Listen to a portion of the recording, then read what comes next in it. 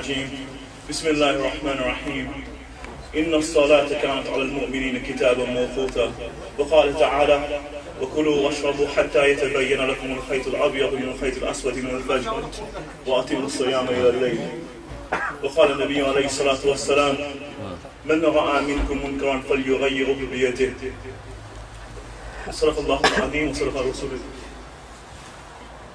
الكريم أما بعد. Now, alhamdulillah, it's a great blessing of Allah subhanahu wa ta'ala. We've had this opportunity to alhamdulillah, do this presentation. Alhamdulillah, we've been right across the country explaining this issue. And alhamdulillah, over the last few years, we've seen lots of masajid understand this issue and actually rethink the way they consider salah times. And this is a very, very important issue. If we just look at the issue of salah times and we see the way Allah subhanahu wa ta'ala revealed it upon Nabi sallallahu alayhi wa sallam, we'll appreciate how important it is. Sometimes people talk about, we've got all these other issues in society, we've got zina, we've got shamelessness, we've got all these things widespread in society. Why are we focusing on salah? Why are we focusing on salah times? If we see the words in the Quran, Allah Ta'ala mentions quite clearly that salah is the solution to fahisha. Salah is the solution to open sinning.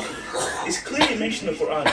If we see the hadith of Nabi sallallahu alayhi wa sallam, and we see the way Allah Ta'ala revealed salah times to Nabi sallallahu alayhi wa sallam, we see Allah Ta'ala sent salah times in a very special way. The hadith is recorded in Tirmidhi, where it's mentioned that Allah subhanahu wa ta'ala sent the greatest angel, Jibreel alayhi salam, to Nabi sallallahu alayhi wa sallam for 2 continuous days. On the first day he would come at the beginning time of salah, on the second day he would come at the ending time of salah. And he didn't just say the times and tell him the times, rather he led the salah. So imagine the salah where Jibreel alayhi salam is the Imam, the Muqtadi is the greatest Nabi sallallahu alayhi wa sallam, and this salah was performed in front of the Kaaba. So this, inshallah, I will go through the whole hadith with you later. But just for those people who are thinking, what's the point of this talk? Why can't we talk about more important issues? There is nothing more important than salah. There is nothing more important than worshiping Allah subhanahu wa ta'ala. And to worship Allah ta'ala, we must do it properly. The verse of the Quran I recited to you was that, Inna salata tanha al-fahsha wal-munkar. So, I do recite that, Inna salata kana ala mu'minin kitabun mawquta. That certainly, salah has been prescribed for you at set times, at fixed times. So any kind of notion that actually there's Sehri 1 and Sehri 2, or there's 2 different subasalic times, all those notions should be forgotten. Because the verse of the Quran are quite clear in this, that there's one Fajr time. There's a particular time, and that is when people should stop eating. And that is when Salatul-Fajr begins. So any kind of other notions, we should forget that completely. Okay? Now, crucial, during the talk, it's very important that we keep respect of all parties. If we see in the past, the Ulama had differences of opinion, but that respect was always there. They respected one another, and that respect remains. However, we're discussing the issue here. What are the issues? Why is it a problem? And what have our ulama right from the past said about this issue?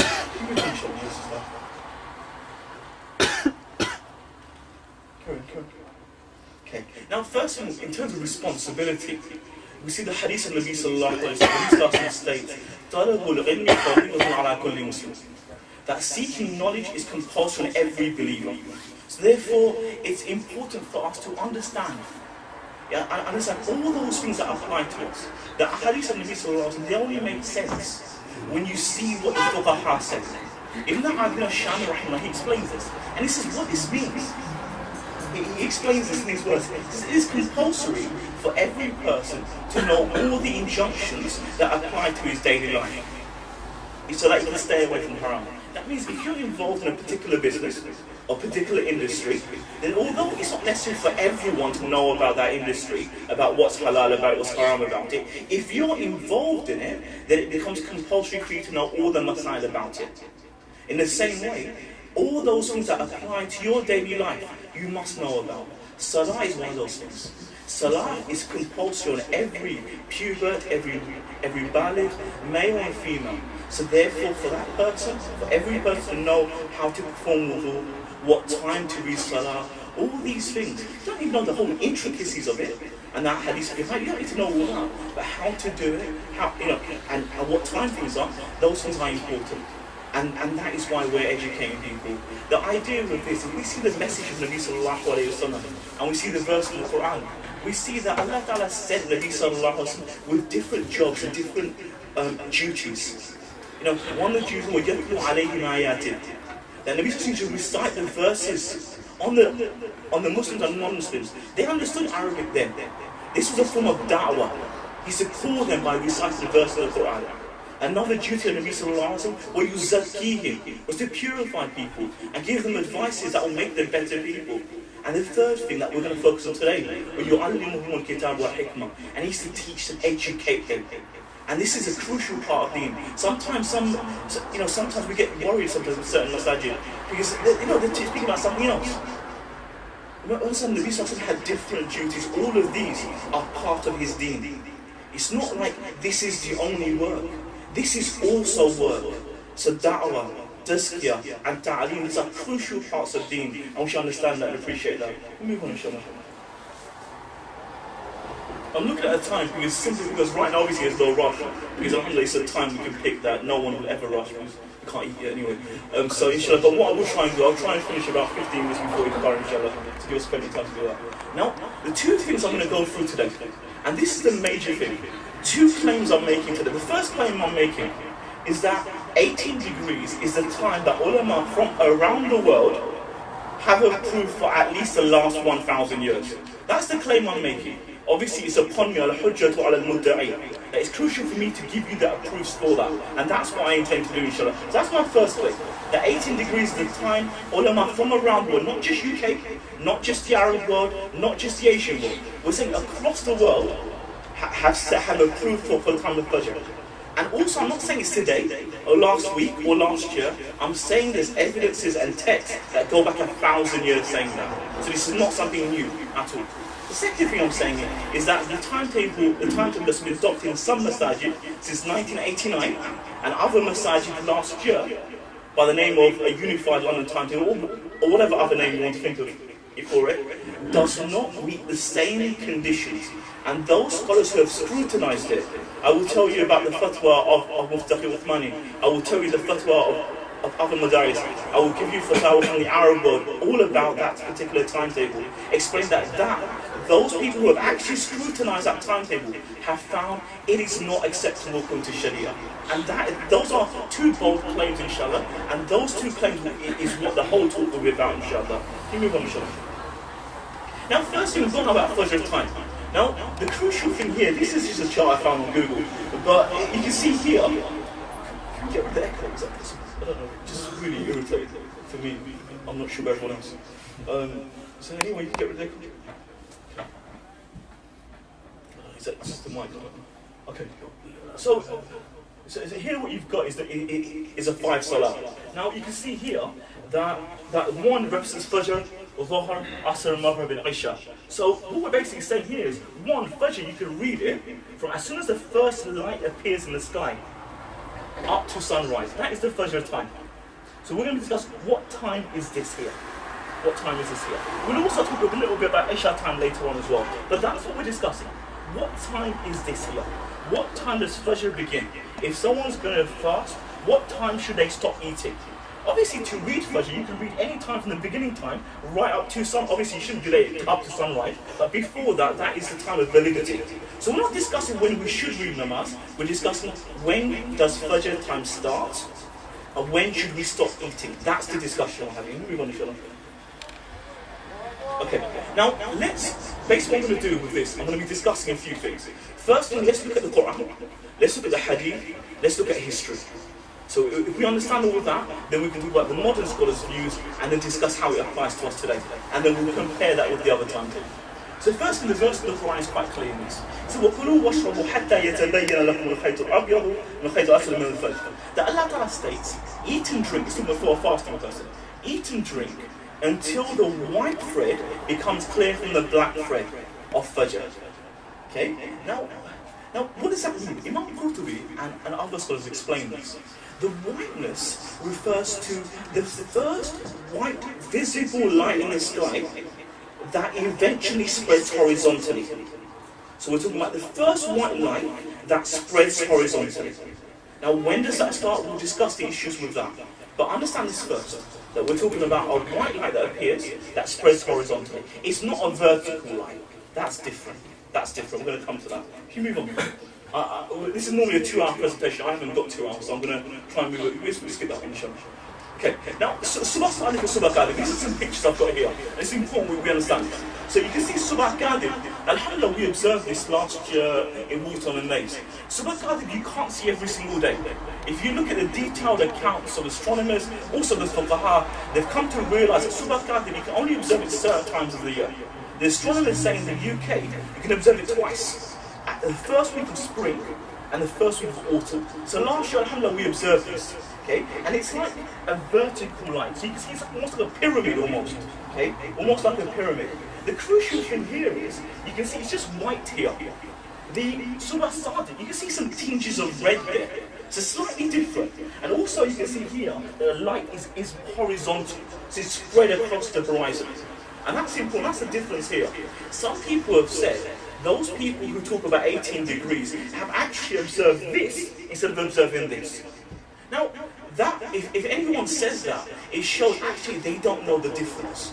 Because Subah Qadib and Subah Sadiq are two very different lights. Let's look at it in detail. Can you move on, Sean? Now, if we see that hadith of Nabi sallallahu alayhi wa sallam, Nabi sallallahu alayhi wa sallam explains this. There's that hadith mentioned here, we explain this. Let's look at the second hadith, because we haven't got time. Al-Fajr al-Fajran. That there's two types of Fajr, two types of Subah. Okay? فَأَمَّا الْفَجْرُ الَّذِي يَكُونُ كَذَنَبِ سَرْحَانٍ. As for the Fajr that appears like the tail of a fox, فَلَا يُحِلُّ الصَّلَاةِ. It does not make Fajr Salah binding. وَلَا يُحْرِمُ الطَّعَامِ. Nor does it make eating haram. So this is talking about Subah Sadiq. Subah Qadib. So before Fajr time, there's two types of Fajr, there's two types of Subah light. The first light is known as Subah Qadib. Subah Qadib is like a pyramid-like light. Okay? When that happens, we can't read Fajr namaz, and we can continue eating.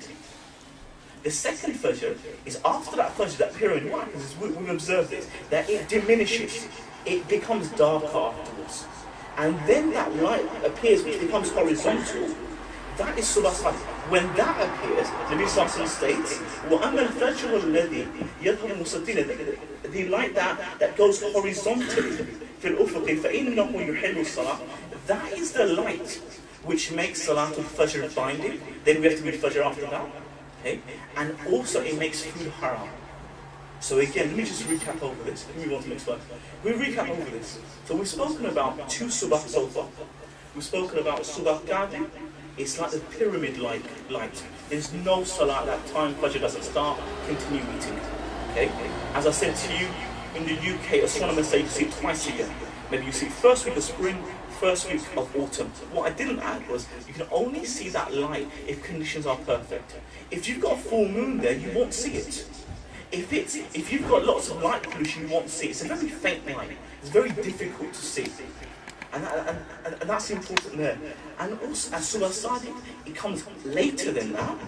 And that is that first light, which eventually spreads horizontally. This is different. Ibn Uthaymeen has written a fatwa where he explains three differences between Subah Qadib and Subah Sadiq. The first thing he says, you can read the Arabic, I'll just translate it underneath so you can see it, is that Subah Sadiq spreads horizontally. Qadib spreads vertically. Okay? Number two, it says after Subah Qadib, it gets darker. Your moon gets darker and darker and darker. And that's why when people say that those people who are observing 18 degrees have observed Subah Qadib, it cannot be correct, simply because those people, I don't know, we've been to observe, and I'll talk about more observations later, but when you observe, you don't just turn up at 2 in the morning and just leave after 2:15. You stay there, you observe for a few hours, or at least half an hour to an hour. So if you observe it for that period of time, Subah Qadib is very clear, because it's a light that appears, and then it goes away, it disappears. Subah Sadiq is different. After Subah Sadiq, it becomes brighter and brighter and brighter. So there's a difference. One after one, it becomes darker. After the other one, it becomes brighter. So never should the two be mixed up. The second thing is, Subah Sadiq is, again, it's linked to the horizon. So when you observe it, when you're looking at the coast, or you're looking towards the coast, it's actually there by the horizon. The white thread is distinct from the black. The black refers to the shadow of the earth. I'll explain that later as well. But Subah Qadib is actually detached from the horizon. It's actually away from the horizon. And Subah Qadib, another thing that I haven't explained, is that Subah Qadib is not linked to where the sun is in relation to the earth. So what Subah Qadib actually is actually a reflection of the Milky Way. So it's to do with where the stars are at that time. So therefore it's got nothing to do with Fajr at all. And that's important, we appreciate that. And those Ulama who have observed it appreciate this. We'll move on, okay, I'll explain this.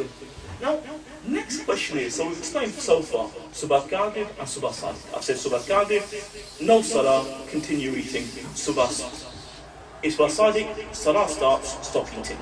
Okay? Now the question is, when does it start? Because amongst the ulama in the past, there's been two opinions. The first opinion is that when that first light appears, which eventually spreads horizontally, that's when Fajr time starts. That in the technical terms is known as ghalas. Ghalas means when it's basically dark. The first light appears, it spreads, it's known as ghalas. Then the other word is isfar.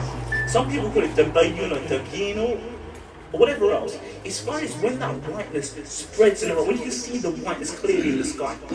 So you've got two views here.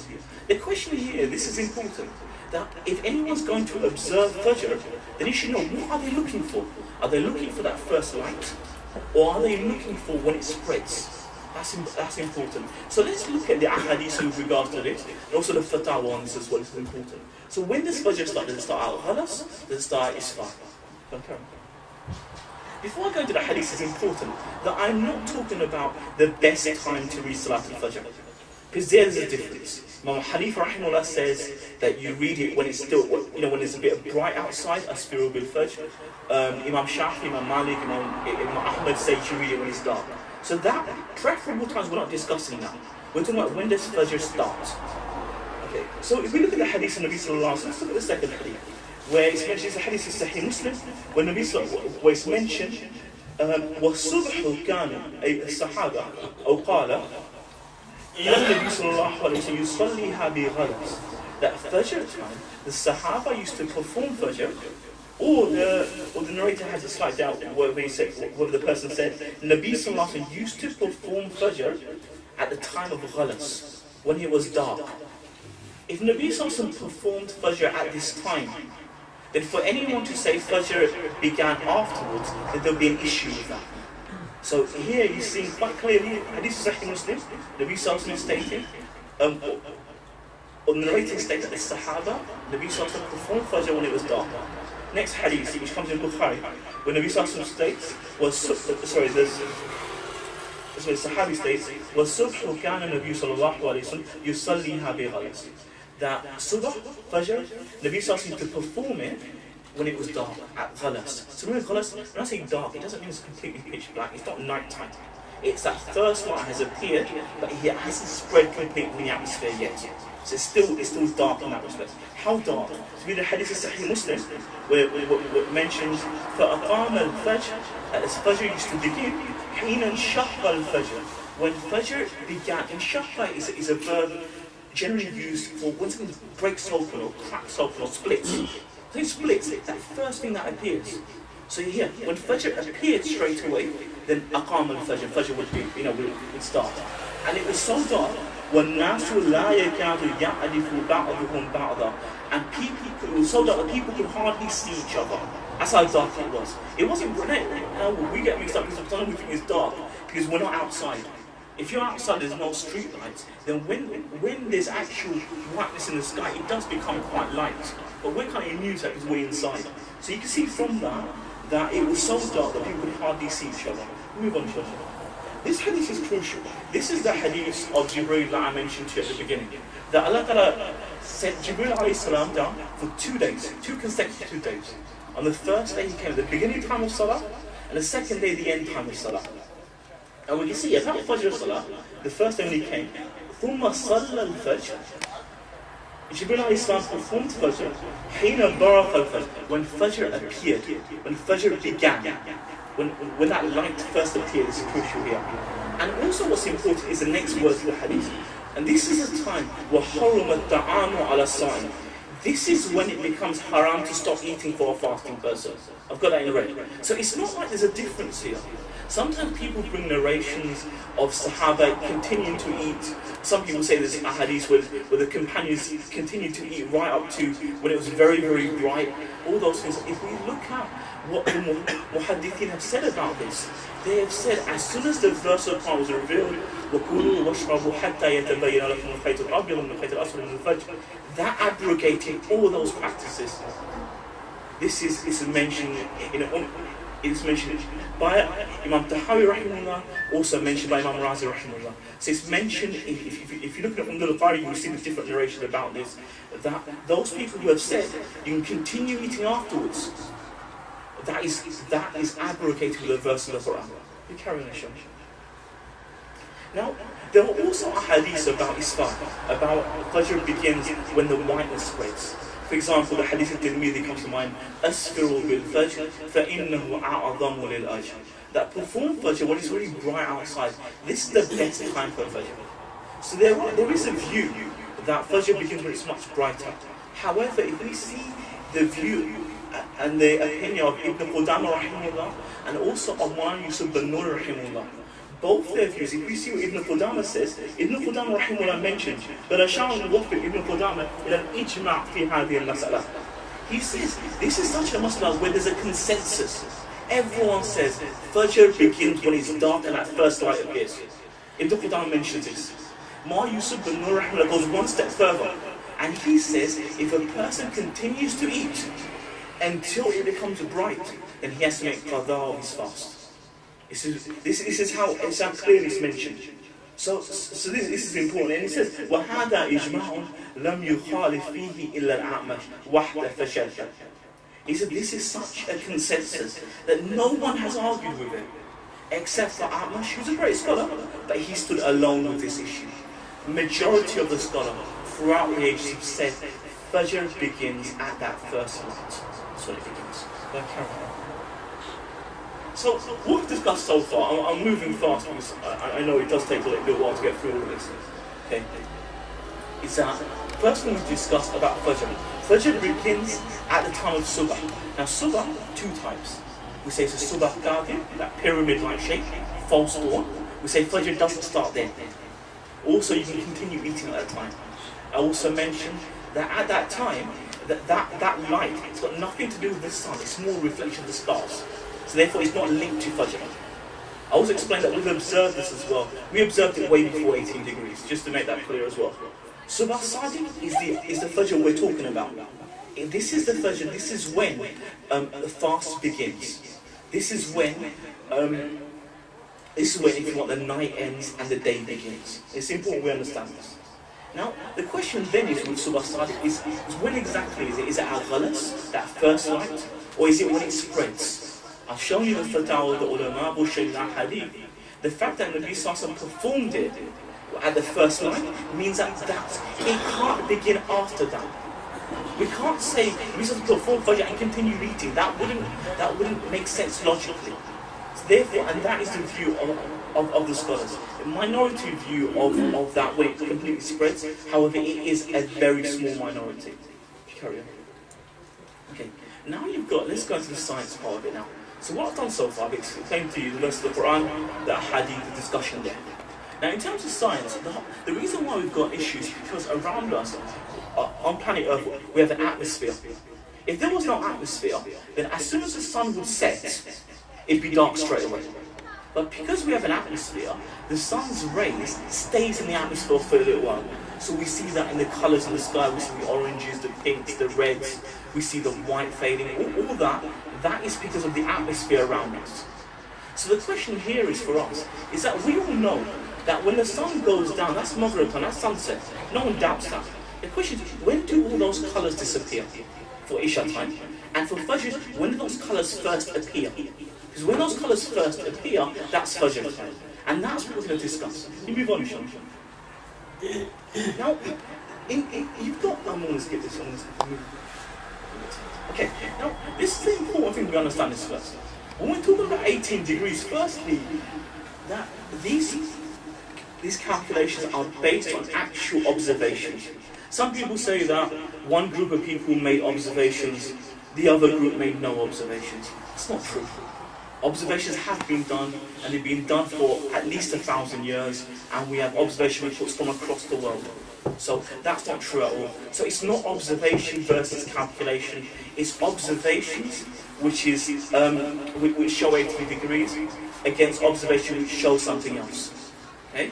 And the second thing is, and this calculation has been used for more than 1,000 years, and prayer times we can use calculations. No one will say, it's not like the moon, the moon of Ramadan, where if no one sees in a whole community, no one sees, then we say, okay, we can't start Ramadan, we're going to finish off 30 days. No one sees on 29th of Ramadan, we say, you know what, we can't be. But if no one saw this, if no one saw Fajr time happen, no one said, oh, you don't have to be Fajr, no one saw it. No one would say that. This is a difference here. If no one saw sunset, people would still eat for iftar. Look at the timetable, it's different. So therefore, I don't think we should get confused between the two. Okay? The last thing is, this is the Muslim World League, when they were asked a question about when Fajr began for people of Belgium, they said 18 degrees. Also, when Mufti Uthmani was asked for the people of North America, he said it is the view of 99% of the ulama that Fajr time begins at 18 degrees. So it's Mufti Uthmani. So this is something that I think I always start off with, because this is important. That first we understand that it's not just calculations, it's also not something new. It's based on actual observation. People have actually been out and looked at it and seen the sky. Okay? And those things are important. Also, it's not something that, these youngsters have come up with something new right now. Yeah? The muftis around the world have approved this. This is important to understand. So what is 18 degrees? And this is something we've got to understand as well. Now, imagine, I'm going to use this to make it easier. Okay, so everyone can see this. Now, imagine this is the horizon. This is basically where we walk. So this is the surface of the earth. Now, we know when we can start seeing the sun, the sun starts to rise, we say that is sunrise. And that is 0 degrees. So the sun is 0 degrees, as in it's level with where we're standing. Okay?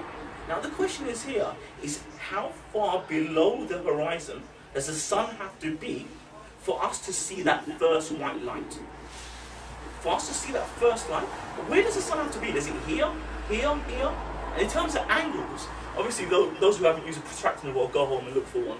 But as in if you've seen using a protractor, the angles show. So the scholars have said, we're talking about 18 degrees, so when the sun is here, when the sun is about here, 18 degrees to the horizon, the scholars have said that is when that first light appears.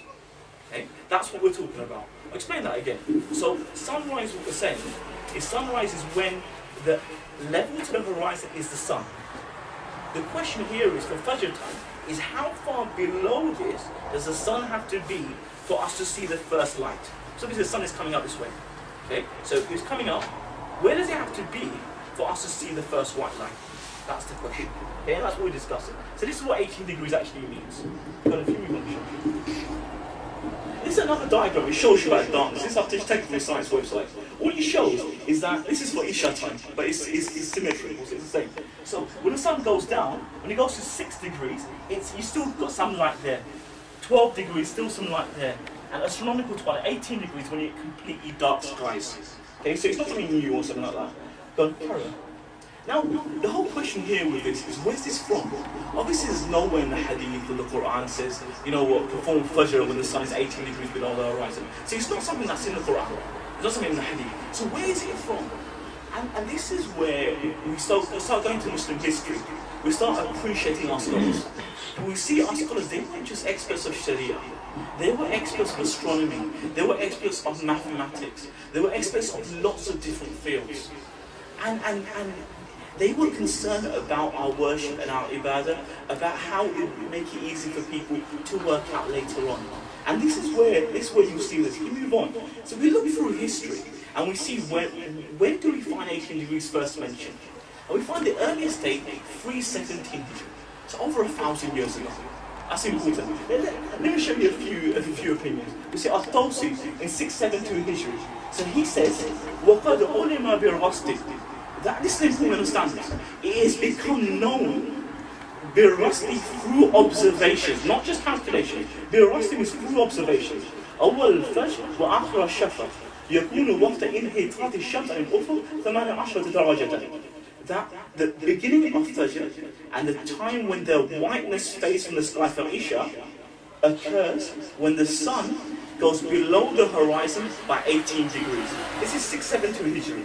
We see Al-Qazi in 840, he says the same thing. إذا كان انحطاط الشمس 18 جزءا. Same thing. Al-Bayruni in 440, again the same thing. He's saying 18 degrees. Again, he's talking about rust, observation. As-Sufi 376, even earlier, again speaking about 18 degrees. You move on, Sean. We see Ibn Zurqala 493, again talking about 18 degrees. So then once this new Molvi has turned up and talking about these issues, it's not new at all, it's very old. The problem is when we move away from the traditions of our ulama and move away from that, that's when people have issues. Okay? Al-Battani 317 Hijri, again 18 degrees. And there's lots of these. You move on, I'll show you a table that I've made of this. And it's a table of the scholars in the past. Al-Battani 317 says that Fajr begins at 18 degrees. Al-Bayruni 440, 18 degrees. Ibn Zurqala 493. Al-Tawsi 672. Al-Islami 693. Al-Ghazi Zada 840. And you can go through. Some scholars have even said 19 degrees or 20. So you think 105 is earlier. Try working at 19 degrees. Okay? It's even earlier. Now, what I'm basically saying is if you look through history, you find someone called David King. He went through 500 manuscripts on Fajr Salah, and he said he could find no evidence of anyone saying the beginning of Fajr was before 18 degrees. He found evidence of 20, 21 degrees. And he says 15 was unheard of. Isn't it historically? Now we hear about it all the time. But historically was unheard of. And that's important we understand this. We move on, children. Move on. Okay. This is, in 1984, there was a meeting in Regent's Park Masjid. Now in Regent's Park Masjid, for 2 days they called a conference where they called scholars from all over the world to discuss and debate this issue. At the end of that meeting in 1984, they agreed that Fajr time would be at 18 degrees. There was another meeting in Regent's Park Masjid last year where they changed that view. However, that meeting, where it was an exclusive meeting, where 5 masjid representatives were there, alhamdulillah, we've spoken to a lot of the people that were there. We asked them questions, and they said, you know what, we actually don't know the details about this. Yet, decision in 1984 was made with lots of scholars being present, lots of experts in all different fields talking about it. Last year, a decision was made. When you speak to them in detail and they say it's more convenient for people. But let's move on, Sean. Now, what about modern scholars? What are modern calculation methods? Those of you who use iPhone apps and use other applications on phones or computers are probably aware of the first 4 organisations you've got there. So you've got the University of Islamic Sciences, Karachi, you've got ISNA, Muslim World League, Umm-ul-Quran. Last one you won't have heard of, it's not mentioned. But Muslim World, University of Islamic Sciences, 18 degrees for Isha and for Fajr. Now, ISNA, on most applications, it says their view is 15 degrees. We emailed them last year, and they've said that their view now is 18, and it has been for the last 2 years. What they're trying to do is inform people who make this application that they should now change ISNA's method from 15 to 18. So ISNA, we have emails, and those of you who want to see that can speak to me at the end. I'll show you the emails, inshallah. So ISNA's view is now 18, no longer 15. Muslim World League, based in Makkah Mukarramah, their view for Fajr is 18. For Isha, it's earlier, but I'll discuss that later. Umm-ul-Quran, which is University in Makkah, their view is 19, so even earlier. Egyptian General Organisation surveying is 19.5 degrees, which is even earlier than that. So you can see from here that modern scholars and modern organisations have followed 18 degrees almost right through. And 15 and 12 degrees have not been used. So carry on.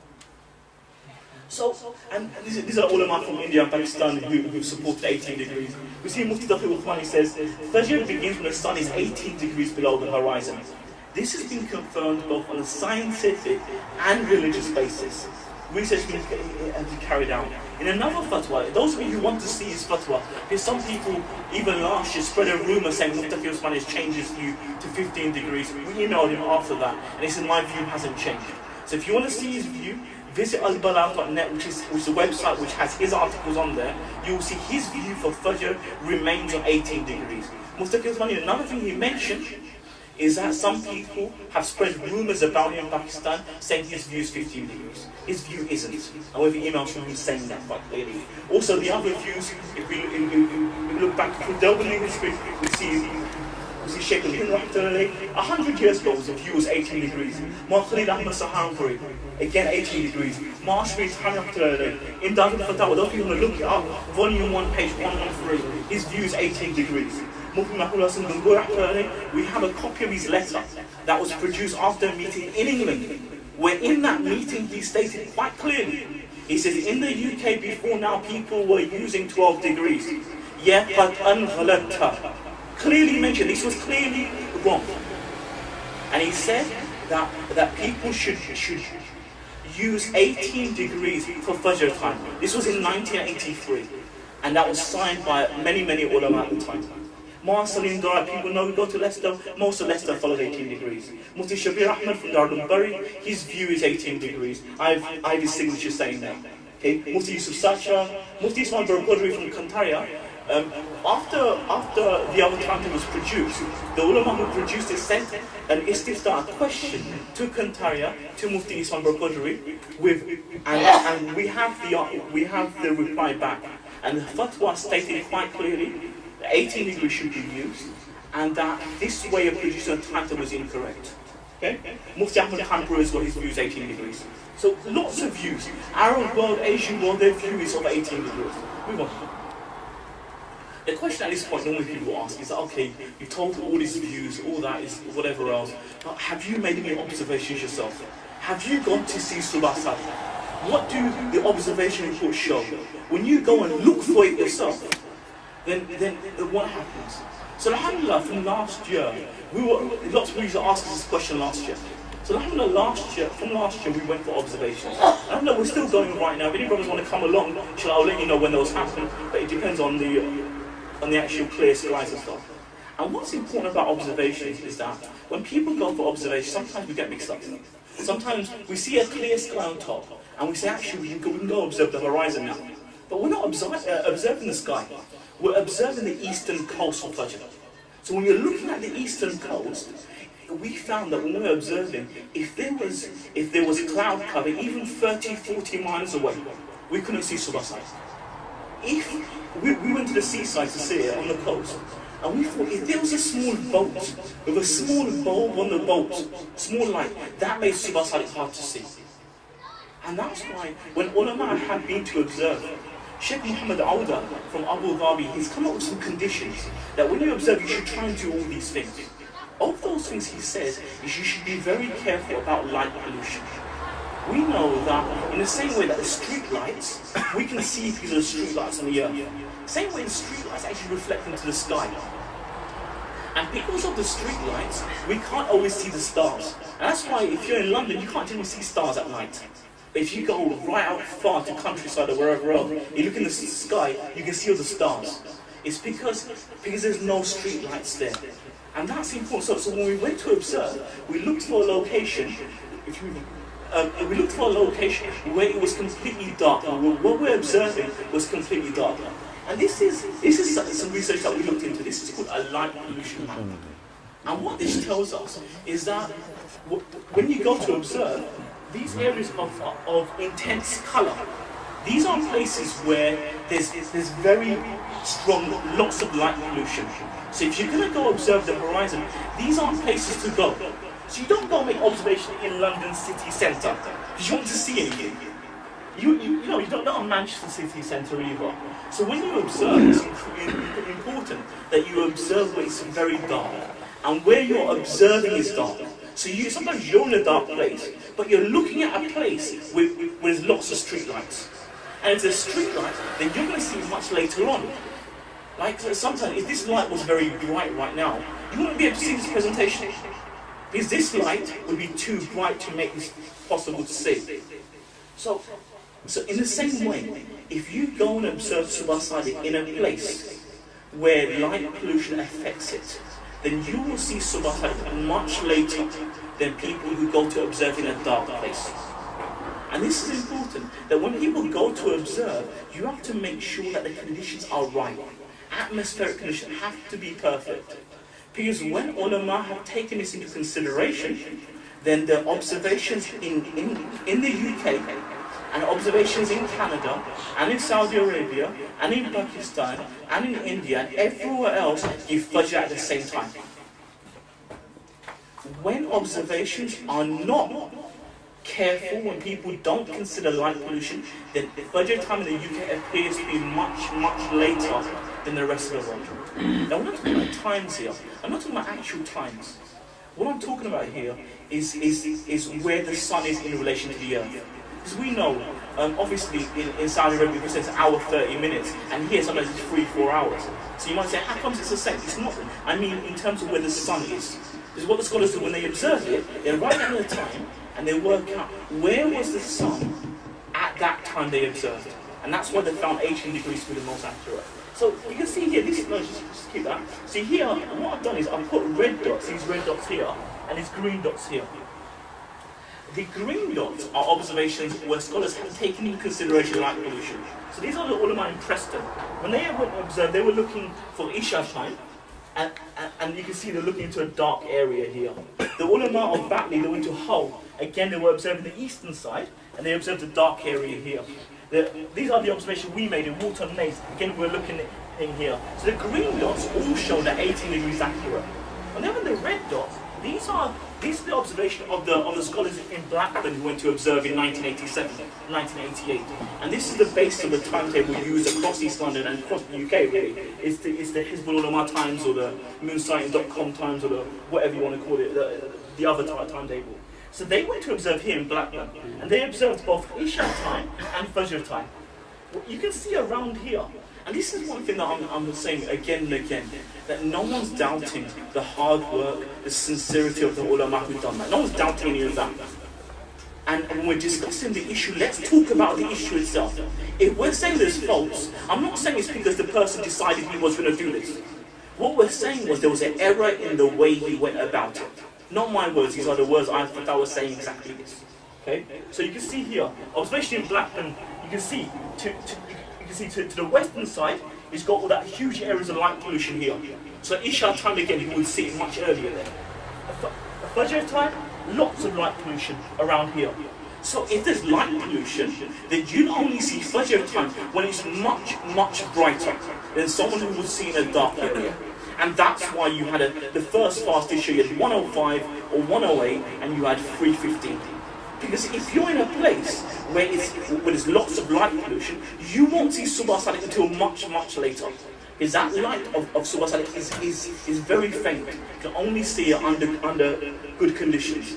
And some people say, what about time of Nabi Sallallahu Alaihi Wasallam? I said, what about then?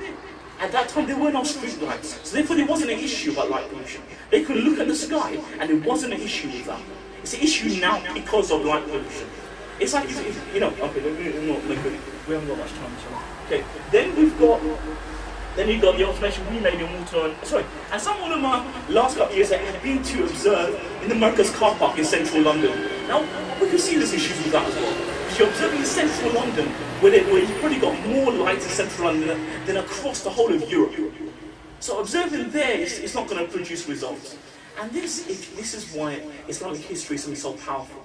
That you see, when our scholars went to do something, they really thought things through. They gave conditions for things.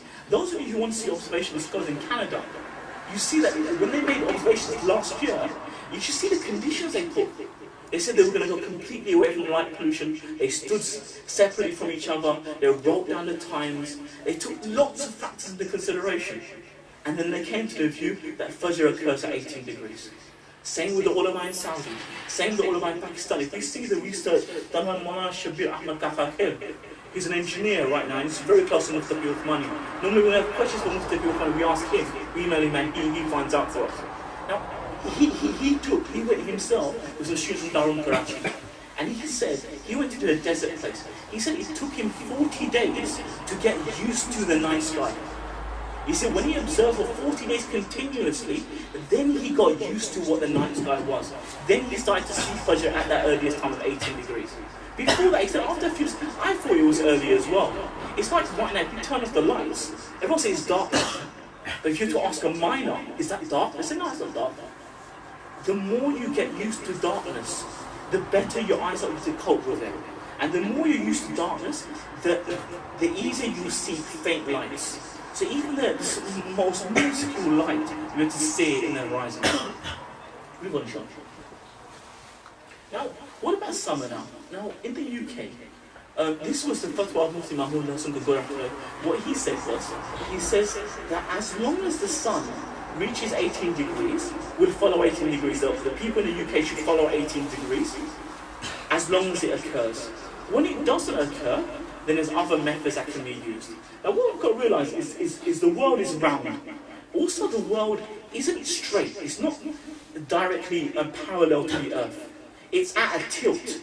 And because it's at a tilt, we get seasons. Certain places have abnormal conditions to other places. So for example, everyone knows, North Pole has 6 months day, 6 months night. We know that.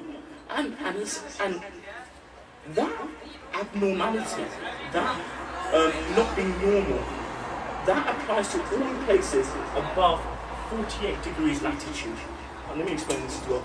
Sorry, I'm going through the base, I'm explaining through the details. I know I'm sure there's people here that understand all this and know all this. There's others who are not too sure. So basically the way geographers divide the earth, they divide it vertically and they divide it horizontally. Vertically is known as longitude. Okay? We're not really discussing that. And horizontally is called latitude. So we're based about here, this line here. We're about 51 degrees latitude. From 48 degrees latitude upwards, we see that conditions become less normal. That means that from 48 degrees of 33 minutes, that location there has one day in the year where there's no night. When you go up, there's some place with 2 days, 3 days. In London, we have 2 months where there's no night. You go further, you go to Manchester, it's a bit longer, it's 2.5 months. You go to Scotland, it's 3 months. You go to Sweden, you go to Norway, it's longer. North Pole, you got 6 months with no night at all. So that's important to understand this. So we've got abnormal conditions. So the question is, what do we do in the UK? So what should we do for the 2 months? So in London, it's from May 22nd right up to July 20th. That changes slightly sometimes every year. And that's something that some people really don't understand. It's that we can't have a timetable correct every single year. Times change. We know it takes the Earth 365.25 days to go around. We only have 365 days a year. So therefore, every year there'll be a slight change. And that's why every year, this is good for people that are into the printing business, there has to be a new timetable. There has to be a new timetable. Okay? Because times change every year. You can't just take the same times from last year, this year, because it's changed. Okay? And next year, Fajr will be a different time to this year. So right now, those people saying 105, it's going to be 105 for 10 days next year. And that's not necessarily true. It could be different. Okay? Not much, but there'll be a few minutes difference. And that's important, we appreciate that. For Maghrib time, there could be 3 or 4 minutes difference. And we've got to take that into consideration. Okay, so we move on now. But despite the abnormality and differences, the beauty of our Shari'ah and our deen is that Nabi Sallallahu Alaihi Wasallam has prepared us for all abnormalities. The hadith of Sahih Muslim is mentioned when Nabi Sallallahu Alaihi Wasallam was explaining to Sahaba about Qiyamah. He says, before the end of time, the Dajjal will come to you for 40 days. The first day will be like 1 year. The second day will be 40 days, and the remaining days will be like your days. And the Sahaba, immediately, the question they ask is that, will 1 day's prayer suffice for the whole year? Can we find the whole year? Okay? Nabi Sallallahu said, no, you can't do that. But you have to estimate. You have to work out how much would you normally read in that time period and do that. And this is why Imam Noor-ul-Islam, Imam Shami, and lots of scholars have mentioned 4 methods that we can use in that 2 month period of time. So in London, from May 22nd to July 20th, this year, next year may be slightly different, we can use 4 methods. The first method is Aqrabul-Ayyam. So we look at the last day when we had night. What time did that happen? So May 22nd, it was the last night, was roughly about 1:06. So therefore, for 2 months, we used 1:06 for 2 months. That's not Aqrabul-Ayyam.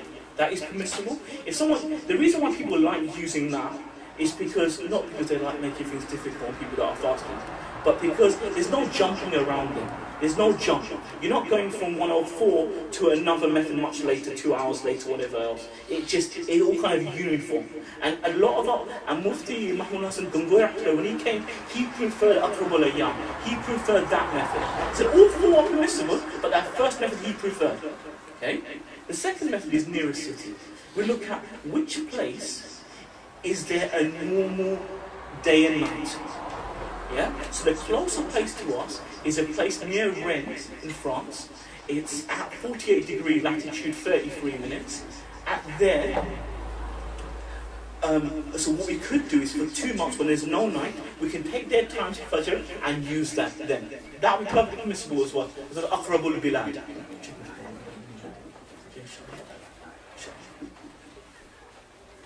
Once mentioned that, inshallah, we should all remain behind for food, inshallah. Sport the whole movement. Okay, first, can we think about food right now? Fasting. Okay, the third thing is a sub or layl method. And this is also a method used by lots of scholars and accepted. This method says basically divide the night into 7 parts. So we take from sunset to sunrise, we count how many hours we've got, how many minutes, divide that by 7.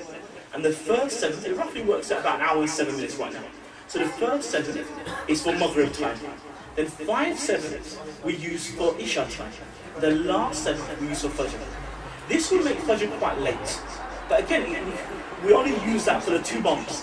When it's 18 degrees from July 20th, then we have to use 18 degrees times. But for the 2 months we could have used that. The last method is half night, nisful layl. So we divide the night into 2. The first half we say is night, the second half we say is day. So the first half we can read both Maghrib and Isha, and the second, but we should try and make a difference between the 2. And the second half we can read Fajr time. That roughly works out very close to the nearest day method. It works out about 1 o'clock, 12:45 for most of the time. But the good thing about that is the times change throughout, but it can become quite early. So, okay, let me just sum up what I've said so far. Next I'm going to move on to is actually what about the other timetable? What's wrong with that? But before I do it, let me explain this again. That when the night occurs, then it's important we stop fasting at 18 degrees. That's important. That is when Fajr begins. I've shown you that through the work of our fuqaha and the astronomers for the last 1,000 years. I've shown you the fatwa and the opinions of our scholars today and also in the past. All of them have said Fajr time occurs at 18 degrees. Okay? The second thing I explained was that in the summer, when it doesn't happen, the sun never goes below 18 degrees. There's always some light in the sky. So then we can use these 4 methods. In London, that's for about 2 months. You go more north, it's for a longer period of time. So you can use these 4 methods. That's important. Let's move on, John. Now, before I move on to the other time, now Isha time. Now some people are of the view that Fajr and Isha should be symmetrical. And that is true. If you look at the views, lots of people say, Fajr, if we say Fajr is 18 degrees, then we should also perform Isha Salah at 18 degrees. But if we were to perform Isha at 18 degrees, we'll be reading Isha right now about 12 o'clock at night. So we're already struggling to make suhoor. How are we going to do that? It's not physically possible. So what the ulama have said, that Fajr time is inflexible. We can't move that about, because it's based on the verse of the Quran. Allah Ta'ala said, eat and drink until the white thread becomes clear from the black thread. There we've got no scope. There's also no hadith in the Nabi where he states that you can combine Fajr with Isha. There's nothing like that. So therefore, Fajr time is inflexible. We can't move that about. However, at Isha time, there is some scope for flexibility there. The reason for that, if we see the views of the 4 Imams, we see that Imam Hanifa is a strict in this regard. And he says you cannot combine Maghrib and Isha at all. except for one instance. So there is an instance. It's based on a hadith which is mentioned in Sahih al-Bukhari, narrated by Abdullah ibn Mas'ud anhu. It's in Mishkat, I think it's page 513, volume 1, where it's mentioned that Abdullah ibn Mas'ud says that Nabi Sallallahu combined Maghrib and Isha in Muzdalifah. According to the other Imams, Imam Ahmad, Imam Malik, Imam Shafi'i, there are reasons when combining Maghrib and Isha can be done if the person has a valid reason. So therefore, in terms of Isha Salah, we find there's flexibility there. So therefore, Isha Salah, or the Fajr Salah, we can't do it after its time. We can't continue eating past Fajr. But for Isha time, there are hadiths which clearly mention Nabi Sallallahu performed Isha before its time. There are hadiths, and no one can deny that. Okay? And the combination happened as well. So therefore, for Isha, there's some scope there. Also, there's another view. Some hadiths state that Nabi Sallallahu performed Isha when the redness faded in the horizon. And other hadiths state it's when the whiteness fades in the horizon. The whiteness fades at 18 degrees, no doubt about that. However, the redness, people observe this. This is in the report by Imam. He mentions in his report that the redness is between 12.5 and 16.5 degrees. So therefore, for Isha time, there's lots of scope there. Okay? So what we're saying is here is that the Ulama haven't said, you know what, we're going to punish the people of England and make them fast 22 hours or whatever. It's not about that. It's about saying where there is leeway, where there is scope, we say let's use it. So we read Darul at 10:40, 10:30, 10:20, whatever else. That's fine, inshallah. We basically, I think this was to use the 1/7 method for Isha from March right up to October. Therefore, that Isha is completely okay. But Fajr, no, there's no leeway for that. So therefore, we have to use it. Okay, if you move on, inshallah. Carry on. Okay, go carry on. Okay. This is important. Let me just summarise. I keep doing this because I know some people get lost sometimes. I'm a school teacher, so I know what happens. That when I start the question and answer, the first question will be something that I've answered like an hour before. So we keep repeating each other, there'll be less questions afterwards. And it's really important, those people who are looking forward to the Q&A session, understand that alhamdulillah, I've done this presentation across the country. And I've done Q&A sessions across the country. And I know roughly the questions that will come up. So in the presentation, I have tried to answer all those questions in passing. So inshallah, if you listen carefully, you will find answers to all the questions that inshallah you'll have. So what we've shown is that observations that have been done in proper conditions, UK abroad, shown Fajr is at 18 degrees. This is based on what? That Fajr is when that first light appears that spreads horizontally. Tam ghalas. That's what it's based on. Any timetable that points towards Fajr being later than 18 degrees should be scrutinized, and we should look at the observation results. Check where did the observations happen? Were they careful in terms of the definition of Fajr, in terms of where they were observing, in terms of the people that were there, what was going on there, and those things need to be scrutinized. Can you move on, Shari'ah? And this is what the next part of the presentation is all about.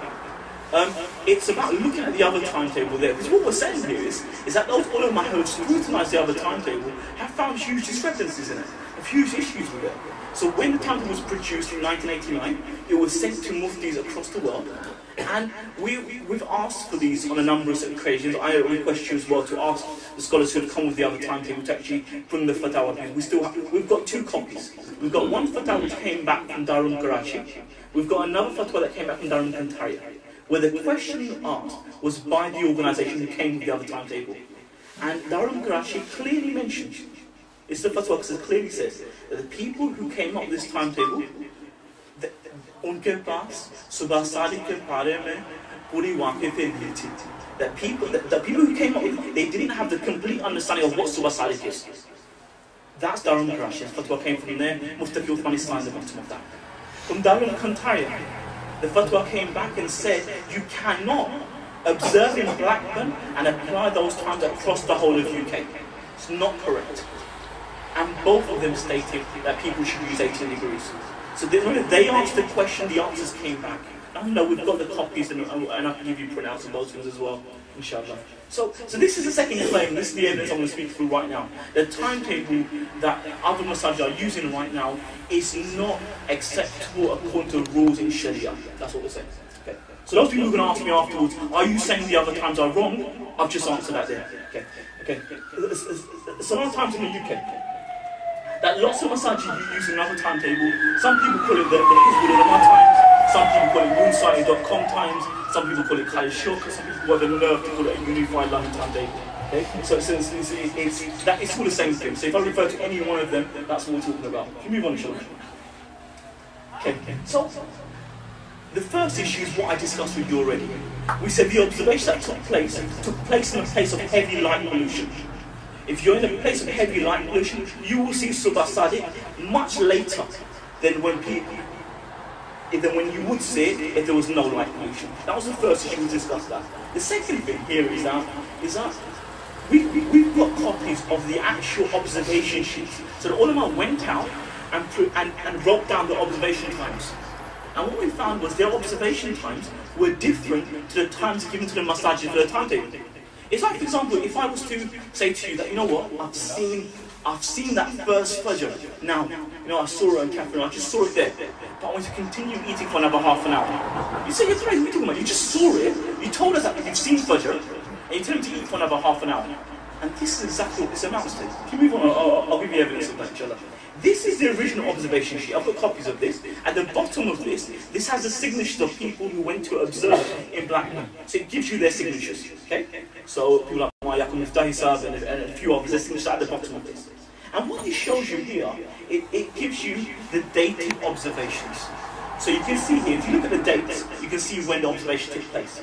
So on the 2nd of May, 6th of May, 10th of May, 15th of May, 20th, 21st, 25th of May. Those are the dates they made. In June 6th and 13th, they observed. In July, you can see at the bottom, it's got a note there. It says it was rains and no observation took place. August, 2 observations took place as well. You have a full copy of that, I can give you that. But those are the observations. Now, so what we did was we looked at, first thing, what were they observing? And we found they were observing two things for Fajr. So number one here, the first thing they observed is that first light. And I told you that the first light is when the majority of the scholars say that is when Fajr begins. So that's the first thing they observe, which is right. And the second thing they observe is when that light spreads. Okay. So if we're saying now is that if they've observed the time, then the time that should be used in the time, then we should be this time. And we said that in a majority of scholars, there is a minority view that says use this time. So we could, possibly, for argument's sake, we can use that sometimes as well, if need be. However, what we found is we looked at their timetable, we found they didn't use any of those times. They used something in between. And that makes it difficult. So if you're saying you saw first light at this time, and you observed it when it spread at this time, then why is your time somewhere in between? Or even later than that sometimes. So let me give you some examples. Okay, so 21st of May, you can look at it here. Sorry, let me explain one more thing first. Is that what they did? When they did their observations, they sent a chart. Can you move to the next slide, and I'll move back in a second. Okay, this is the chart they sent. Lots of you might have seen this. If you've ever been part of a committee who produced timetables, you've seen it before. This is what they sent across the whole of UK. And they said, what you've got to do is, to make your Fajr time, you have to look at your sunrise time and take away the number of hours and minutes on this chart here. So for example, on January 1st, you've got to take away 1 hour 40 minutes from sunrise, and that's your Fajr time. For May 21st, which we're going to look at in a second, May 21st, you've got to take away 1 hour 51 minutes from your sunrise time, and that will give you your Fajr time. If you go back to the slides from previously. Okay, now, so the question here is that, so they've told people to continue eating until 1 hour 51 minutes before sunrise. The question is, what time did they see first light? Their own observation sheet show they saw it 2 hours 22 minutes before sunrise. So what they should have done is wrote 2 hours 22 minutes there, and that would have been quite early. What they did do was they wrote 1 hour 51 minutes. They observed the Tabayyun time, which is also a minority view, 1 hour 32 minutes. But they didn't take that either. So they didn't take 1 hour 32 minutes, they didn't take 2 hours 22 minutes. They've got a middle time, 1 hour 51 minutes. And this is why scholars who have actually said, I'm going to look at the timetable and scrutinise and look at the original observations, have said that there's no scope for following this timetable. Because the one thing is, if they observe the time, and they said, you know what, we came to an opinion that 16 degrees is when Fajr occurs. We observed it and we want you to do that. You say, you know what, you've observed it, you've got your times that show that, and we're going to follow it, we'll scrutinise it. But what we're saying here is, they observed the time and said, continue eating for another half an hour. That is where ulama have major issues with that. Another example, 25th of May. They observed first light 2 hours 24 minutes before sunrise. They observed that light spread 1 hour 44 minutes. Recommendation time 1 hour 54 minutes. That means they've observed it and said, you know what, we've seen Fajr time, but don't worry about us. Continue eating for another half an hour. So the ulama who have issues with this is their main problem. That when you compare their book with the original observations, you find, you know what, there's a problem here. And that's why you get Fatwa from Darul Qur'an saying that these people were not aware of the issue of Subha Sadiq. Sheikh Muhammad Awda, who is a great sheikh in Abu Dhabi right now, he says, he talks about the black man observation, he's got an Arabic Risala on this, and he says the issue is they didn't know what they were looking for. They didn't know what Fajr was. And that's a problem. Save list. Move on. These are other problems. Now, this is another, at a meeting they agree, this is from their book, that they were going to use, for May and June they were going to use the Bayun times. Yeah, when it spreads. Now, there's an issue with that agreement in the first place. And lots of ulama at that meeting, we spoke to ulama, listen, we didn't agree with it, however we were told to quieten down. We have reports from these ulama who were there at that meeting. But even then, which muftis have said it? I've shown you, I've told you, Maulana Yusuf bin Noor mentioned that if people keep eating until this time, their fast isn't valid. It should make qadha of their fast. So I'm telling you, these are views here. And even if it was valid, I've just shown you, they didn't use the Bayun time. They've used another time. And therefore, there's no, if you move on. We go through their books all day. Now, other errors is that if you see their books, they say they made observations for the whole year. We only have observation records for 21 days. Of them, we only have 11 dated observations. So this is what we've asked Khalid Shawkat, because Khalid Shawkat has taken the observations. And he's saying that this matches the worldwide observation across the world. He said, give us the observation results. Let's look at the data. Let's look at where the observation happened. Then we can scrutinize it. Because we looked at the Blackburn observation, we found issues with them. So if you've got other observations which are showing a later time, let's see where it is. Sheikh Muhammad Awda again has looked at his observations, Khalid Shawkat's observations, the ones he's accepted, and said that he didn't consider light pollution in his observations. That's why it's much later. Third thing, and this is a massive accusation, and obviously needs evidence, is that the observers who went out to observe, because if you look at the book, it says, Alhamdulillah, mashallah, we had experienced observers who knew exactly what they were doing. So last year, we interviewed the observers. If we move on, we should be interviewing those. Okay. So last year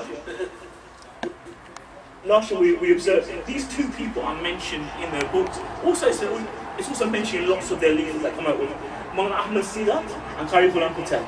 Both of them are kind of quoted to be experts in this field. So let's see what they say themselves, because they've never claimed to be experts. So this is the email that we've got back. This is from Maulana Hanif Gudwa, who actually went to interview them, and actually, if you want, type it all up and send it to us. Okay, my recollection is that 2 or maybe 3 occasions, I was at this person's house in Blackburn during Ramadan after Rawi. We used to leave there late at night. And on these occasions, this person, took me in a car towards the area where the current Asda is, and told me to he requested, see Subha Sadiq. I really did not know what was going on. If you look through the books, he's an expert, yeah? Okay. I did not know what was going on, but during trying to observe Subha Sadiq, and Maulana Yaqub Ifdah, he said, oh, there it is. There it is. I just happened to be present at this person's house at those times. This is what Qari Ghulam Patel says. We can go through the whole email, let's look at the last thing at the end here. He says, at that time, I'd been in the UK for 6 years and didn't know anything about Subha Sadiq or Shafa. So the people that are experts are themselves saying, last year, they didn't know anything about what they were looking for. So what we're saying here is again, the flaws in this timetable are so numerous, are so many, that the ulama who have actually scrutinized it will never ever say, no, this is good and this is very good, or this one is better than that one, but the other one. They won't say that. You know, if people have been following in the past, inshallah, Allah will accept it, inshallah. You know, no one's saying, go make qada with your fast. Inshallah, Allah will accept it. But what we're saying is, those ulama have looked at this in detail, have said you cannot use these times for Fajr. You cannot use it. And you can see the reasons why. If you move on, inshallah. This is Fatawa Darul I've quoted this in Urdu, I've already told you. 30th December 1990. We're in 2012 now. Still people haven't seen this fatwa. These errors of the Hizb ulama came about due to a lack of knowledge with regards to what Subha Sadiq is.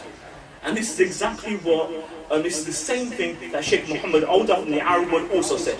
That people didn't know what they were looking for. Were they looking for first light? Were they looking for when it spreads? Were they looking for something in between? There was an issue there. Signed by Mufti Uthman, it's 30 December 1990. Move on, inshallah. Move on. Okay. So now, the whole question is here, why should we accept, because our recommendations are this. And this is what, I travel all over the country, and the ulama who promote this, who is my master in Darul, or Mufti Yusuf Sab, or Sheikh Yaqub Qasmi, or the Muslim World League, whoever else, our recommendations are this, is that whenever night occurs, we follow 18 degrees. We use those times. Why? Because historically it's established. Historically it's established, and lots of our scholars today and in the past have followed it. Therefore it's established. Okay?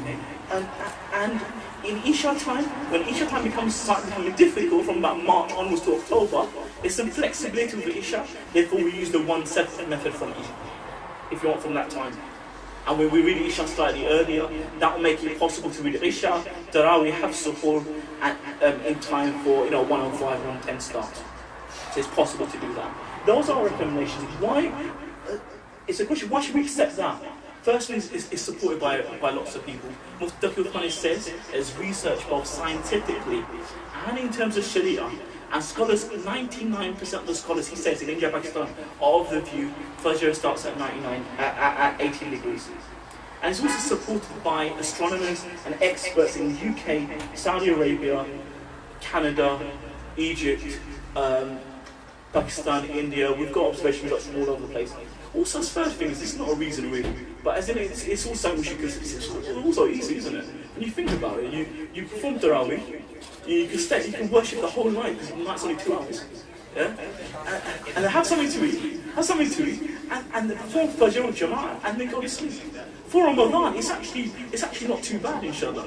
But even if that wasn't there, we follow it for the other reasons, obviously. We'll move on, inshallah. Okay, we're going to stop there, inshallah.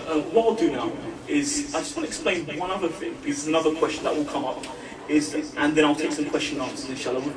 I'm going to be here probably another 15-20 minutes, inshallah. Just give us time for everyone to get ready for iftar and stuff. But the first question that normally people ask is, how many minutes before sunrise is Subha Sadiq? Lots of people ask that question, and they say, why can't you put it down to minutes? In Saudi it's 90 minutes. In India, Pakistan, we know it's about 90 minutes, so why can't you say minutes here? The crucial thing here is that, normally the answer I give is, I say, from Dhuhr, how many minutes after Dhuhr is Asr? People say in winter it's very short, in summer it's very long. So we're saying that it's the same thing for Fajr time. That Fajr to sunrise, in summer it's a very long time, in winter it's a very short time. Because when a day becomes longer, it doesn't just become longer from Dhuhr to Asr, it becomes longer from when Fajr begins, right up to sunset. Therefore the whole day becomes longer, and the whole night becomes shorter, not just parts of it. And that's important that we appreciate that, inshallah. What I'll do now, inshallah, I'll take some questions. Now what's really important is, inshallah, I will intend to answer as many questions as I can. And I'm trying to move as quick as possible. Lots of people at this occasion like to give their own bayans. Yeah? But please, can we just a very short question and let's answer it. I know it's difficult. I know this is the issue which causes all sorts of problems around us. However, Iman caused issues in Makkah at the time of the Quraysh. That didn't stop the Nabi sallallahu alayhi wa sallam. If we see at the time of our scholars in India, when it was rife, grave worship, all that was rife, it was an issue to speak out. They didn't stop. It's, oh no, it's a difficult one, can't discuss this one. There's no censorship in deen. Education is crucial, and that was the point of today, inshallah. It wasn't to cause any issues or anything like that. Okay, inshallah, any questions, inshallah? We'll start. Any questions? Oh, inshallah, so I've answered everything already. Inshallah, it's very good. Shall I make up my own question? Shall I answer? Go, yes. Rob, you know, just a point of clarification. Yeah, go. In terms of, you know, the concept that you're saying here, in regards to the time for Fajr. Can you speak louder so we can hear your start question? time for Fajr. It's fine, I'll repeat the question. And start time for Fajr. Is that, you know, for the mosque that do adopt that during Ramadan, is that also adopted before that? For example, you said from the 22nd of May to the 19th of July, that time is the time when we should be adopting this policy. No, it's not the case. Let me clarify. Basically, those masajid or those ulama who suggest we should use 18 degrees, state we should use 18 degrees the whole year. Basically what happens is, for example, the sun, as I said to you during the presentation, is that we say Fajr begins when the sun is about 18 degrees below the horizon. So when it's at 18 degrees angle, we say that's when Fajr begins. Now, what happens in the UK, because of where we are, sometimes the sun never gets to this point here. Sometimes it only gets to about 15 or 16 degrees. So that's for 2 months of the year. Then we can use those 4 methods. But for the rest of the year, for Fajr, we should use 18 degrees times. So that means basically, 18 degrees times isn't always very early. It depends on the season. So in winter, it's actually maybe an hour and 40 minutes before sunrise. In summer, it's a lot longer, you know, if not almost 3 hours before sunrise. So just to answer you, the question is that those mosques who follow 18 degrees, do they do that all year round? The answer is yes, they follow it all year round as long as it occurs. When there's no night at all, they use an estimation method for Fajr time. Is that clear? Yeah, Go. But what, you know, during those 2 months, Yeah. that where there is no night period, the masjid that adopt your policy that you're saying now, that concept, do they do it for the whole of those 2 months, or is it just during Ramadan? No, they do it right across. So for example, if you go to Leicester, 99% of the masajid use that. You find, like, for example, Darul, they actually perform Fajr at 1:30 at night for a considerable period of time. If you go to Batley, there's certain masajid, because Batley and Dewsbury, most 99% of them are on this timetable. Except for the no, but they have bigger periods. So for Leicester, it's slightly a few more days. In Batley, you've got almost 2.5 months.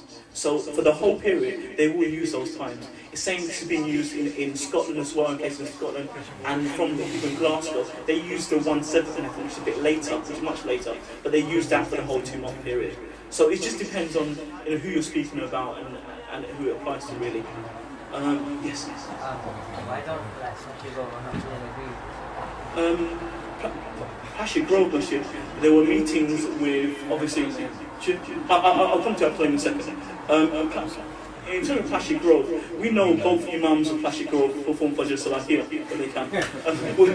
We know that. That should be enough, to be honest, but it's not. Last year, there was a big movement last year at Plastic Grove Masjid where the Imams took it to the committees and said they wanted to change this. For whatever reason, it was decided they wouldn't change it. In terms of Al-Tawheed Masjid, we've discussed it. I won't mention names of ulama, but ulama in the Al-Tawheed area, majority of them are using this 18 degrees timetable. They've actually been to the committee and told them that they should follow 18 degrees. They've decided not to. Now, I can't answer more questions. All I do know is that in terms of the ulama in East London, I know the majority of them are following 18 degrees for the on-Fajr times. And I can tell you, those of you who come for Fajr here, right to it, that will see, whether it's the Imam of Plastic Road Masjid, whether the Imam of Selwyn, whether it's the Imam of lots of masajid in the area, they perform the Fajr Salah here. You know, the Forest Gate Masjid, lots of the ulama are of the view of 18 degrees. For whatever reason, maybe it's masjid politics or whatever else, they've decided not to follow, as in the masajid have decided not to follow time. It's a crucial will make a difference between the view of the imam and the imams and the view of the committees itself and the masajid. There's in East London, which is shocking, because I don't know, we've been to West London, and West London we found that when the imam says something, people listen to him. So we had a meeting in West London, Regent's Park Masjid, we had 3 meetings there, with the representatives from 46 masajid. Alhamdulillah, we gave a presentation there. After that meeting, 45 masajid said we're going to follow 18 degrees. And they went back and they changed. Alhamdulillah, that's what I live in East London, but most of the bands I've given this Ramadan before were in West London. Right from Hendon, North Finchley, right across Southall. Tomorrow, I'm in West Streatham tomorrow. So in West London, where the ulama speak, the community says, you know what, we're going to accept this. For some reason, there's an issue in East London, and that's why I'm speaking. But for you to take back to your community, to your area, to your masajid, and say, you know what, if it's good enough for 45 masajid in West London, if it's good enough for 99% of the masajid in Leicester, in Batley, in Dewsbury, and other places, and I know those of you who have seen my website will know that I produce timetables for most places in the UK. This year I have had almost 50 requests from 50 different places for 18 degrees timetables. Places that I hadn't even heard of, whether it's in Wales or elsewhere. And in these places are now saying we're going to follow 18 degrees. So, alhamdulillah, the last 4 years we've been making this effort. It is making a difference. The crucial thing is, don't see it as anything I'm doing. I'm not doing this. This is not something that is a personal mission. With Ulama, Mufti Sajid Patel, with my Imam Shari'ah from Walthamstow Masjid, lots of ulama are working on this. Mufti Zubair Butt in Bradford, lots of ulama across the country are working on this issue here. And alhamdulillah, we're slowly seeing a difference being made. And we're not asking for something new. We're not saying this is something completely different. We're saying let's go back to what the scholars have been saying for so many years. Let's go back to what Mufti Mahmoud Hassan stated in 1983 that people in the UK should do. Let's do what the Regent's Park Masjid, what the Community meeting in 1984, what they said, let's do that. Not something new. It's not something that I'm just coming out from my own pocket or anything like that. Sure. Any other questions? Yes. This is, I wish I'd advertise on my website right now. But if you visit, the best website, easy one to remember, is wifakhululama.co.uk. You find lots of the articles I've written, Mufti Sajid has written, lots of other ulama around the world. We've got material, we've got all the fatwa from the Asian world, from the Arab world, all on this issue here. And you can look up all that. So wifakhululama.co.uk, you will see all those views there. Timetable, you can take one from here, if you live locally. Yeah, for the whole year, if you go on wifakhululama.co.uk, I've got timetables for 50 different locations there. Maulana Sahib, I want to ask you one thing. As you said, you know, that this practice was from last 1,000 years. So when it changed then? 89. In 1989, some scholars came up, made some observation in Blackburn. In 1989, they made some observation in Blackburn, they came up with a new timetable. In the UK, if we go back to the history of the UK, what we find is before 1983, in the UK they were using 12 degrees in the UK. So from when Muslims arrived in the UK, they were using 12 degrees. So what they did was they had a meeting in 1983 in Bradford, where they invited lots of ulama there, and they called Mufti Mahmoud Hassan from India. They called him here and said, make a decision for us. And in that meeting it was agreed that everyone would follow 18 degrees. That was the agreement in 1983. The Arabs weren't too sure, so in 1984 they had their own meeting at Regent's Park Masjid. They also came to the view that it was 18 degrees. That was all going swimmingly and perfectly fine until 1989. In 1989, some scholars in Blackburn said, you know what, this time is too early, we're going to go and observe ourselves. They went to observe, but as I said to you, there were problems with their observations. So from 1989, lots of masajid took on the other timetable, not knowing the complete facts about it. As I said to you, the fatwa we've got back, the ones we've got copies of, said there's issues with it. But those fatwa weren't put out. People didn't see those fatwa. When people got cold of them, they saw, you know what, there's actual issues here. And therefore they realised that what we've been doing previously from 1982 is what we should be doing now. And what people are doing around the world also works for us. And that's why, based on that, there were other observations in Hull, there were other observations in Preston, there were other observations that we've done last year, Walton Naze, and those observations have happened in the last 10 years. And all those observations have shown that actually the observation that took place in Blackburn, there were problems with that. That's what it shows. Does that answer your question? Yes, a couple of questions. So some brothers asking, like, subhanAllah, that mentally or logically it is not easy to accept that the Isha, or we finish at Tarawih at 12 o'clock and just within 2 hours we have to do everything, like a Sehri and then do Fajr as well. With, like earlier we said, just within 1 hour, 6 minutes we have to do all 3 cleanings. So logically... Let me explain to you logically first. Logically it doesn't make sense that any country should have 6 months night. 6 months day. Logically it doesn't make sense. Because we live in the UK and we're from places where that doesn't happen. But it does happen. Okay, if you were to go to the North Pole, you would see 6 months where there'd be no night at all. And logically, if we come down from the North Pole, Scotland, you will see 3 months where there's no true night. That does happen. If we're saying these places exist, then we're saying the amount of night. If we're saying this place where there's no night, then we've got to accept logically. So we've got a place where there's a normal night, and we've got a place where we accept there's no night. So we've got to accept that in between there's places with shorter nights until we get to no night. We look at it logically, we've got places where normal night, like places by the equator or places before 48 degrees. Then we've got North Pole, or we've got other places where there's no night at all. In between, we've got places with very short night.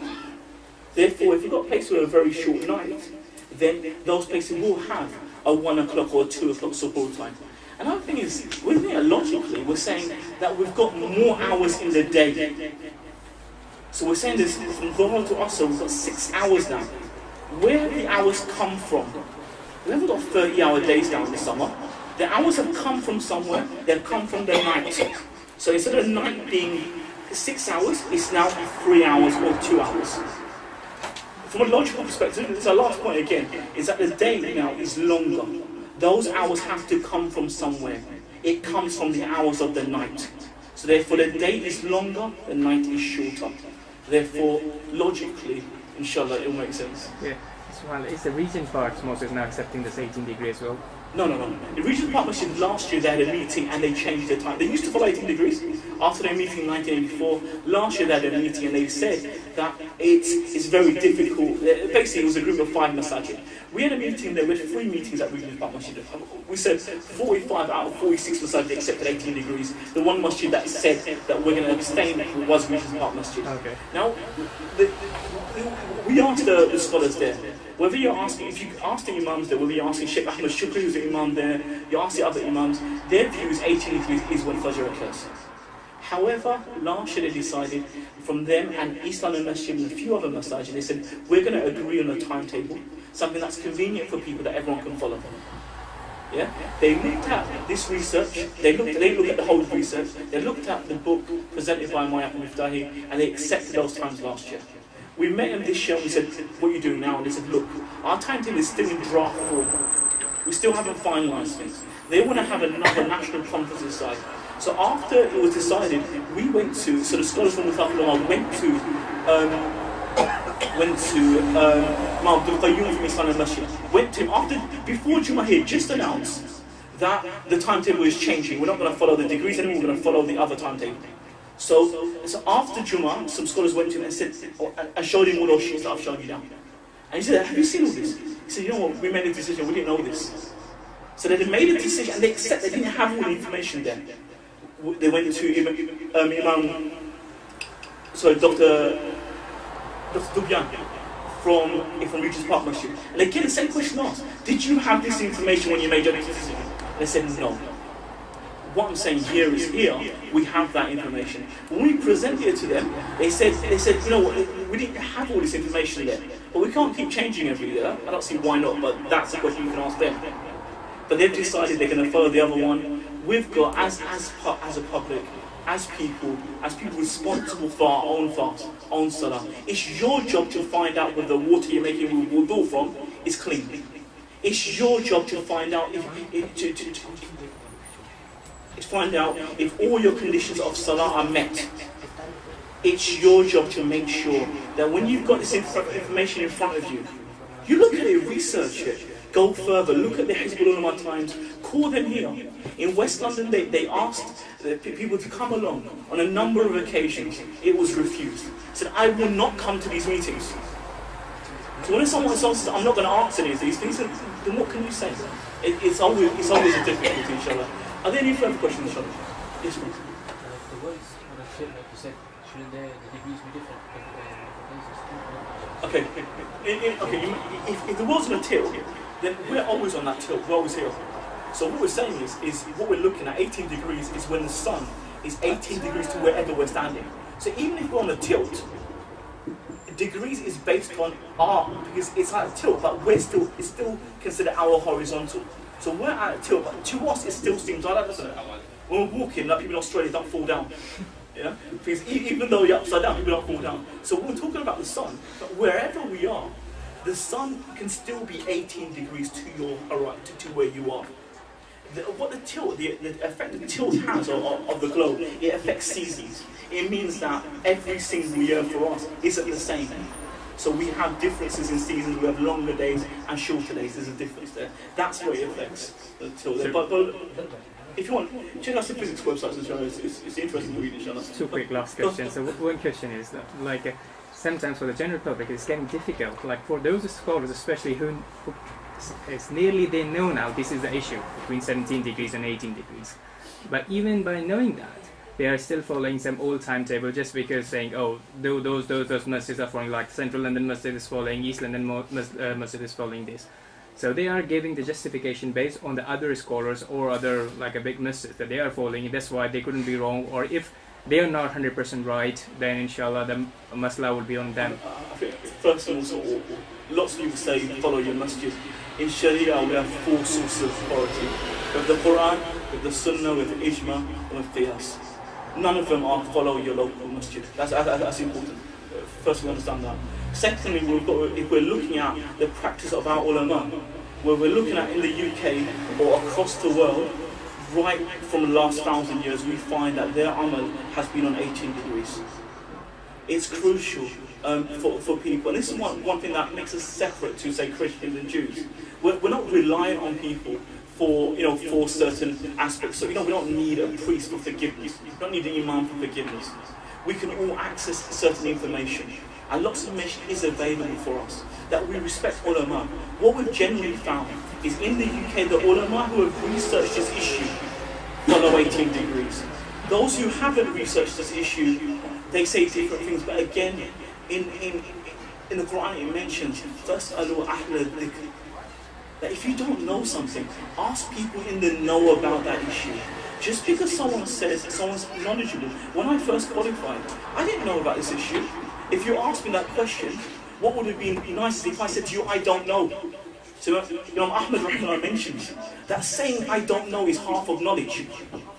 And this is crucial. That if someone doesn't know something, it's important they say I don't know, I haven't researched it. To say something is correct, having not looked at it, is by those scholars who have researched it, is not right, it's not fair.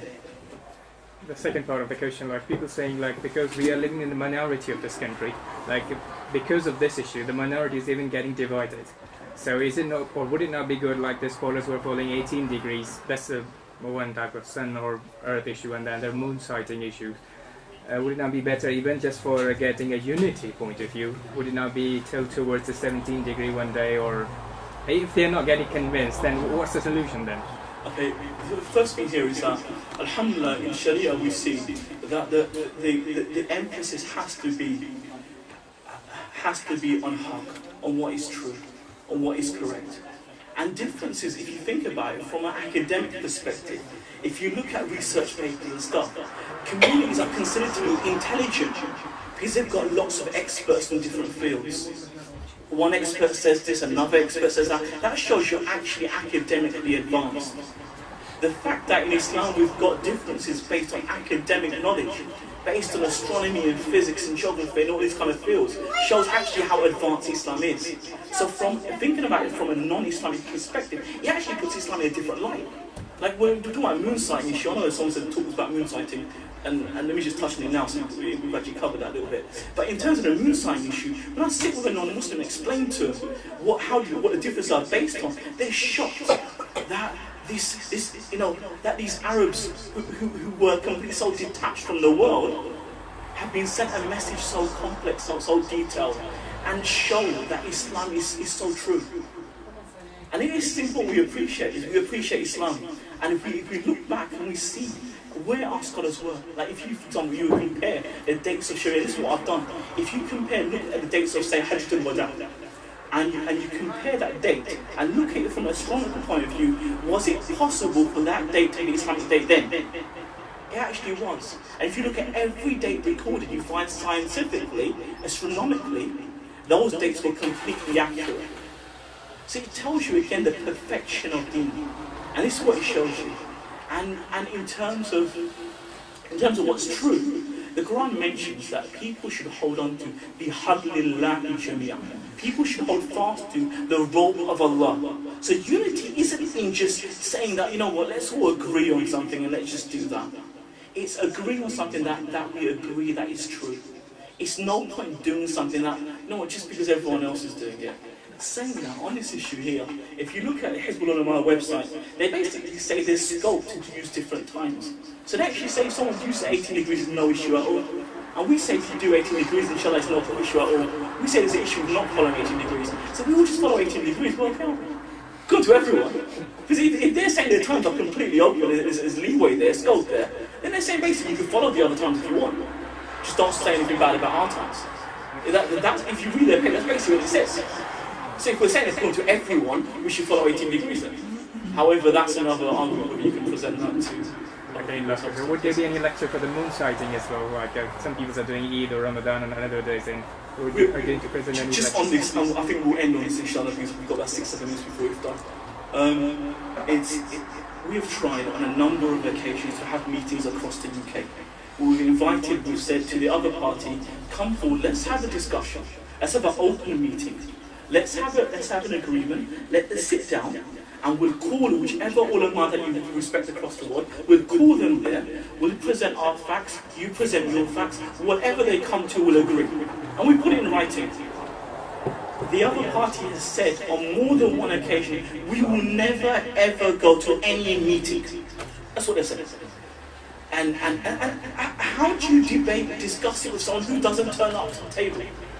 If we're looking for unity, we need people to come to the table. And this is why we're educating people. Because it's through educating people that people can actually tell the people that let's have a meeting now. This meeting that's in writing that we Ulama have said that we'll have the meeting, we'll discuss it. Just come to the table. You call whichever alim you want from from wherever you want, someone independent, call them and let them make a decision. But they've said we will not do that. We will not have any meetings. In Regent's Park Masjid, we said we invited him there. I will not come to any more meetings at Regent's Park Masjid. And this is the difficulty we've got here. That we're discussing an issue which is so important. So important. And we want unity. No one's doubting that. Right now, those people who live local, for them, they knew about the 18 degrees times. People who further on, they don't know about it. So accurate salat has become like a postcode lottery. If you're in the right postcode, West London, 45 out of 46 masajid, you're following it, then it's fine. I was just born in the right place. And if you're born in the wrong place, then you've got the wrong times then. It shouldn't be like this. Ulama should be able to sit around the table and discuss this. And inshallah, what I've shown you today is inshallah not my words. These are the words of our ulama. Whether we're talking about recent, whether we're talking about in the past, whether we're talking about in the UK, we're talking about abroad. We're talking about the majority of the ulama. Muftaqi Uthmani mentions 99% of the ulama are of the view that Fajr time occurs when the sun is 18 degrees below the horizon. The same, they said, there's fatwa from Delban, from all over, saying exactly the same. The Muslim Mohi says the same thing as well. Especially in Mosque. So across the board. So we're looking for unity. Let's have that meeting. And ask people to actually call for that meeting. And then we can come to an agreement. If there's no meeting, then we can't do it. Just can't do it. There was a lecture about this gathering, about the moon sighting. Would you be able to kind of... Moon sighting now? Not now, okay. Inshallah, later on. Okay, we can cover moon sighting another time. I've got 2 minutes now. Do you want me to briefly mention it? Or no. Do justice? Next week. Next time, inshallah, yeah, you can see, inshallah. As long as it's available, inshallah, see why not. Moon sighting is also another very, very important issue. Inshallah, we can discuss, inshallah. We're going to stop. Any more questions? Take one more question, we'll stop, inshallah. Any more questions? What about 90 degrees people who are saying that 90 degrees okay and we are following 18 degrees? You said in the chart. Okay. 19 degrees. 90 degrees, it's a view, but again, 90 degrees is much earlier. No, from us lot, we can see that 18 degrees are right thing. But for those lot who are seeing as 19 degrees is the salif, so for them is right, that one. Because the reason scientifically you can say that some creatures, they can hear different frequencies. Like human being, they can hear up to 20,000, whatever it is. And the other creature, they can go beyond that. So same thing, it could be possible for them that they can see before 18 degrees that Suba Salih. Okay. Because if they are for very good eyesight. First thing what's important is that we understand that 18 degrees, although it's based on observation, it's also, if you look at light intensity charts, light intensity chart, what that does, it measures the light in the sky. The question is here is, when is there no light in the sky? And the astronomers have come to agreement that there's no light in the sky at 18 degrees. Although historically there were views of some scholars of 19 degrees, which will mean the first fast will probably be about 12:45 or 12:30 at night or whatever, be much earlier, and there'll be a longer period of persisting twilight. However, no one in the UK is of that view. No one in Europe is of that view. So therefore, I've never had that question before, but it's almost unheard of. In Makkah Mukarramah they generally use 19 degrees for the first adhan, and they perform salah 18 degrees. There's only about a 4-minute difference there. But it's unheard of, 19 degrees. It's a very rare view. So therefore we'll take the majority. We'll go with the majority when it's run. Any further questions? Is anybody neutral in refereeing who's in between all of this basically? Grabbing the differences and saying, these people should be adhered to more than you. Is there any referee basically? This is what I'm saying. In terms of, if you see the documentation provided by Ulama, their books, they state they've got a number of fatwa supports what they've done. We've asked for the fatwa, they have not provided it. What we've done is we've got 2 fatwa that they've questioned. We've got them, we've got it from other ways. We've got one from Darul Karachi, which states that it's wrong, and we've got one from Darul Kantari, which also states that it's wrong. So if there are neutral people, we haven't met them, people who have actually scored at the time. Is there anything else? Shall I let this finish? It's almost iftar time. Now to accept this effort, it's really important. It's a matter of deen. Now, if you're speaking to anyone else about this issue, it's very important that we use language of respect to deal with this.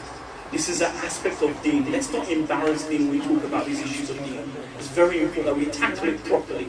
Let's not put people off learning deen and understanding deen through the methods that we use. And that's important. We do it properly. If we're going to approach our masajid committees, we do it in a proper way. Not through creating fiascos in masajid or causing chaos elsewhere. That is not permissible and that is not correct. And that is not what I'm calling for, inshallah.